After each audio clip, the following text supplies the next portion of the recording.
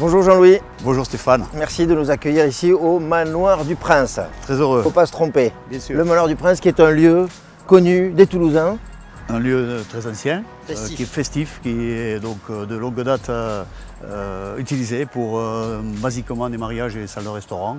Et il m'a été donné donc de proposer et d'essayer de trouver des solutions et des nouvelles applications à ce lieu, dans la polyvalence d'un lieu d'événement nouvelle génération. Jean-Louis, tu as créé une agence il y a, on va dire, on compte plus à un moment donné, plus de 20 ans, 30 ans, c'est ça? Quelques cheveux blancs, c'est ça en l'occurrence. Et qui s'appelle Arco. Arco, architecte au quotidien. L'ADN d'Arco, c'est quoi? L'ADN d'Arco, c'est une architecture authentique, le plus souvent possible. Sortir du banal, sortir du traditionnel. Ici, on est dans un projet où il y a une histoire d'homme, Jean Carrère. Jean Carrère. Jean Carrère est un promoteur toulousain connu qui m'a donné l'occasion de m'exprimer sur des logements puisque c'était l'essence de sa société de promotion. J'ai noué avec lui au fil des ans un lien d'amitié. Et à ce titre, donc, il me donne maintenant qu'il est en train de laisser son fils poursuivre l'histoire de Gotham. Il me donne l'occasion de m'exprimer sur des choses sensibles qui le touchent, et notamment sa volonté ici de redonner vie au Manoir du Prince.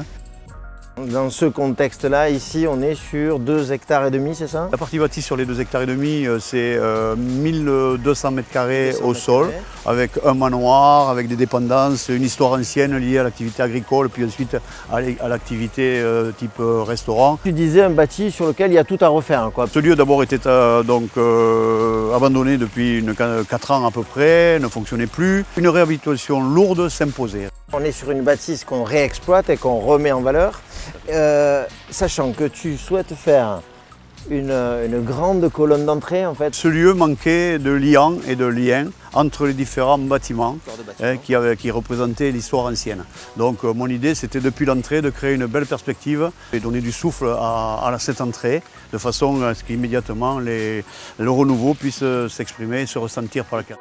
Alors en parlant d'intégration réussie, tu as utilisé des matériaux particuliers ici. Hein? Tout à fait, des matériaux relativement contemporains et le béton est là, présent, puisqu'on aime beaucoup le béton. Arco l'a prouvé déjà sur quelques réalisations. Et on a aussi travaillé avec du bois et cette hétérogénéité de matériaux, on a essayé de la pacifier, de l'adoucir à partir d'une couleur unique, le noir, comme étant le lien fort de tout ce qu'on a pu avoir à rajouter sur un lieu qui était déjà de qualité. Et donc cette différence aussi, encore une fois, c'est ce que tu appelles les greffes. Tout à fait. Ces greffes, bon, elles étaient dictées par la fonction, parce qu'on avait 2 salles de gabarit essentiellement identiques et il fallait pouvoir offrir un potentiel d'exploitation, une capacité au minimum de 300 places assises, donc il fallait agrandir une des 2 salles. Notre intervention s'est voulue la plus simple possible, un volume architectural, tiré comme une boîte, le jeu est simple, une boîte d'allumettes qu'on ouvre pour pouvoir donner un espace supplémentaire. La simplicité du geste architectural était recherchée également, de façon à ne pas être ostentatoire. J'ai envie quand même de faire ce petit, de montrer ce petit clin d'œil qui t'a permis, si j'ai bien compris, de sensibiliser encore plus Monsieur Carrère ce portail, quoi. Ce portail. Ah, c'est un portail ancien. Tout ce qui est ancien et de qualité mérite d'être. On doit donner une deuxième vie à tout ce qui peut être de qualité. Voilà. Bon, c'était pour suggérer aussi l'introduction de l'art dans le paysage, parce que ça fait partie de nos visions aussi de ce que peut être un projet réussi. Art, architecture, nature, on a presque tout dit là. Quand on a dit ça déjà. Peut-être, mais on parle aussi d'un traitement à partir des 4 éléments, air, la terre, l'eau et le feu. Ici, ces 4 éléments sont présents également et je crois que ça se sent dans la zénitude du lieu. Merci Jean-Louis. Merci Stéphane, voilà, donc c'est avec plaisir et j'espère qu'un jour on pourra se voir autour d'une table, d'un verre dans le restaurant. Avec plaisir, au revoir Jean-Louis. Jean-François Renac, bonjour. Bonjour. Merci de bien vouloir nous témoigner votre expérience par rapport à ce projet. On vient de rencontrer Jean-Louis Jérémy, donc l'architecte. Qu'est-ce que vous retirez, vous, de cette expérience-là? C'est-à-dire que lorsqu'on utilise les services d'un architecte, qu'est-ce qu'il fait de plus que nous n'aurions pas fait sans lui dans ce projet-là? Dans le cas de figure un peu spécifique du Manoir du Prince, moi ce que j'ai retenu de notre collaboration, c'est la capacité à amener du beau dans la construction, dans la rénovation d'un bâtiment, parce qu'un exploitant cherche à être efficace Et ça, je pense que l'architecte a amené beaucoup de choses dans ce sens, en même temps qu'une capacité à mettre du contemporain dans un bâtiment d'essence haussmannienne, puisque celui-ci date de 1870. Alors vous qui recevez les clients, comment les gens réagissent par rapport à ce lieu? Les gens, par rapport à ce lieu, d'abord sont très étonnés de l'accessibilité depuis le centre-ville de Toulouse. Ça va très vite. On a très peu de difficultés à accéder au manoir, ça c'est un premier point. C'est pas lié à l'architecture, mais c'est lié à son environnement immédiat.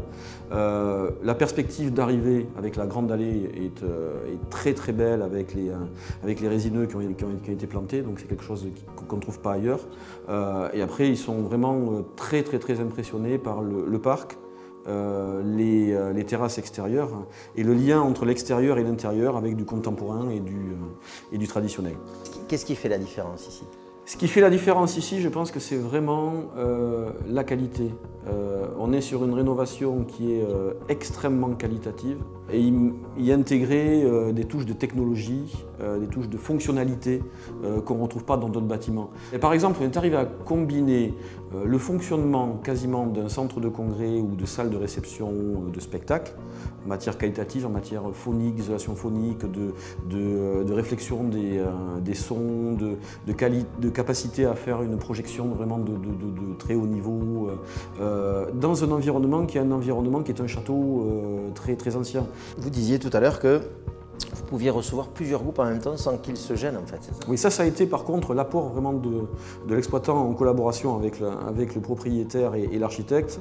Nous, notre job, ça a été d'essayer de gérer les flux. Et donc, pour que ces clients soient dans de bonnes conditions pour travailler ou pour faire une soirée, pour faire une fête privée, il ne faut pas qu'ils se croisent.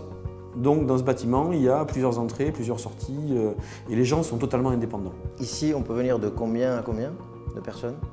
On peut venir et être dans de bonnes conditions à 15. On a fait une soirée d'inauguration à 700. Donc vive les événements, hein, vive la vie du manoir du Prince. Absolument. Aussi vive les architectes, vive les entrepreneurs, vive les entreprises qui font les chantiers et aussi vive la vie. Merci de votre accueil. Merci beaucoup. Au revoir. Au revoir.